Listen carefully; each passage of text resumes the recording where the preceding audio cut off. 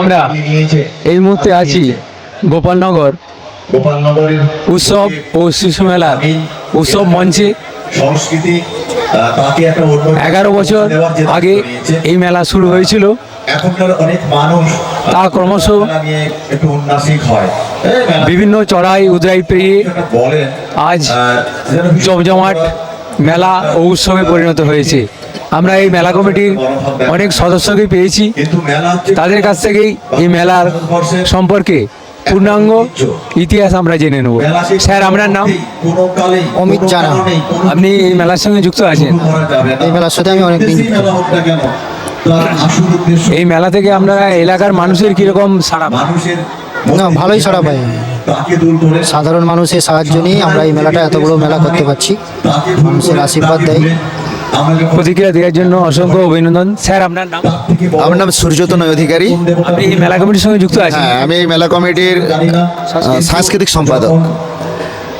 আমাদের এই মেলা আসলে বোধ, মনন এবং সংস্কৃতির মেলবন্ধন এই মেলা। আমরা এই এলাকার প্রতিভাকে যেমন তুলে ধরতে চেয়েছি, সাথে সাথে এই এলাকার শিল্প সংস্কৃতি মননকে তুলে ধরতে চেয়েছি। এবং আমাদের এবছরের যে বার্তা, গুটি গুটি পায়ে 10ম বর্ষ পেরিয়ে যে 11তম বর্ষে আমরা পদার্পণ করেছি, এবছর আমাদের যে মূল মন্ত্র সাম্প্রদায়িক সম্প্রীতি, আমাদের সংস্কৃতি, সেই কথাকে পাথেয় করেই আমাদের এই মেলা। এবং এখানে জাতি, ধর্ম, বর্ণ নির্বিশেষে সবাইয়ের আমন্ত্রণ আমরা জানিয়েছি।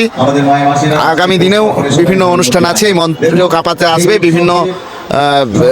বিভিন্ন হচ্ছে সিনেমা আর্টিস্ট থেকে শুরু করে বিভিন্ন নৃত্য দল, তারা এই মঞ্চকে মনজ্ঞ করে তুলবে।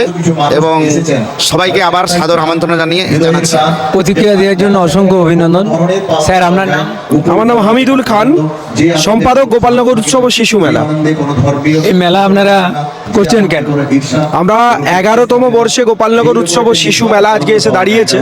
আমাদের মেলা করার উদ্দেশ্য একটাই, মানুষকে আনন্দ দেওয়া এবং শিশুরা যারা পিছিয়ে পড়া, অত্যন্ত গ্রামীণ এলাকায় আমরা বসবাস করি, যারা পিছিয়ে পড়া শিশু রয়েছে তাদেরকে যাতে আমরা একটু জায়গা করে দিতে পারি, একটু ভালো মঞ্চ দিয়ে, যাতে তারা মনের সাহসে বড় জায়গায় পৌঁছাতে পারে, এই উদ্দেশ্য।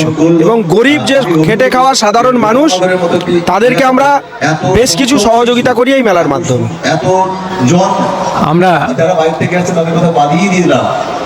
পশ্চিম মেদিনীপুর যে সমস্ত মেলা আমরা কভার করছি, অধিকাংশ মেলা দেখছি যে দালাল চক্করের হাতে চলে যাচ্ছে।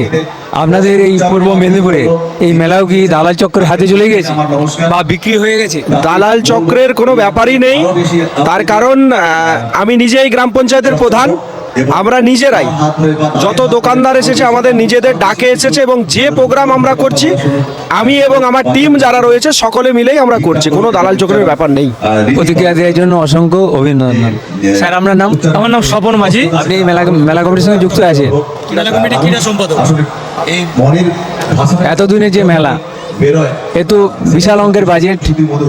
এই বাজেটটা আপনারা কিভাবে সংগ্রহ করেন? সবটাই আমাদের লোকাল কালেকশন। প্রায় কিছু সমাজসেবী মানুষ আছেন যারা মেলা চান, তারাই আগাম আমাদেরকে ধন্যবাদ জানায় যে আপনারা প্রোগ্রাম করুন। এই যে মাস্টারমশাই এসছেন, সবাই এলাকার সর্বস্তরের মানুষ আমাদেরকে সর্বতভাবে সাহায্য করেন, আমরা সেইভাবে করে যাচ্ছি। এই যে মেলা করছেন, এই মেলাটা কি কোনো ক্লাবের উদ্যোগে? আমাদের একটা এই যে কে মেমোরিয়াল ট্রাস্ট, সেই ট্রাস্টের উদ্যোগে আমরা এটা করছি। আমাদের ট্রাস্টের নিজস্ব অফিস আছে।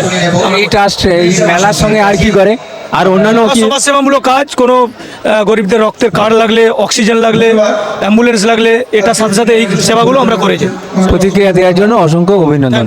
স্যার, আপনার নাম? সুভাষ সিং। আপনি এই মেলার সঙ্গে যুক্ত আছেন? আপনাদের এই শিশু মেলা করে কেমন লাগছে? খুবই ভালো, খুবই শিশুদের দিকে আনন্দ উৎসব দেওয়ার জন্য খুবই ভালো লাগে। আর শিশুদের সারা কিরকম পেয়েছে এই মেলা? হ্যাঁ, আজকে সারাদিন ছোটখাটো ক্রিয়া অনুষ্ঠান ছিল, ভালোই সারা ছিল। আর শিশুদের উপযোগী কোনো অনুষ্ঠান আছে? হ্যাঁ, অনুষ্ঠান তো সারাদিন ব্যাপী অনুষ্ঠান ছিল। আগামীকাল যোগাসন প্রতিযোগিতা কম্পিটিশন হবে। প্রতিক্রিয়া দেওয়ার জন্য অসংখ্য অভিনন্দন। আমরা গোপালনগর উৎসব ও শিশু মেলা কমিটির সদস্যদের কাছে এই মেলার ইতিহাস এবং অনুষ্ঠান সম্পর্কে জানলাম যে এই মেলা কমিটি শুধু মেলাই করে না, এর একটি ট্রাস্ট আছে। ট্রাস্ট বিভিন্ন সমাজসেবামূলক কাজের সঙ্গে যুক্ত এবং এই মেলা আরো বড় হবে। ক্যামেরায় রাজীব পাতের সঙ্গে আমি শ্যামাপদ প্রামাণিক, STSP নিউজ বাংলা। সবার খবর সবার আগে, সরাসরি গোপালনগর উৎসব ও শিশু মেলা প্রাঙ্গণ থেকে।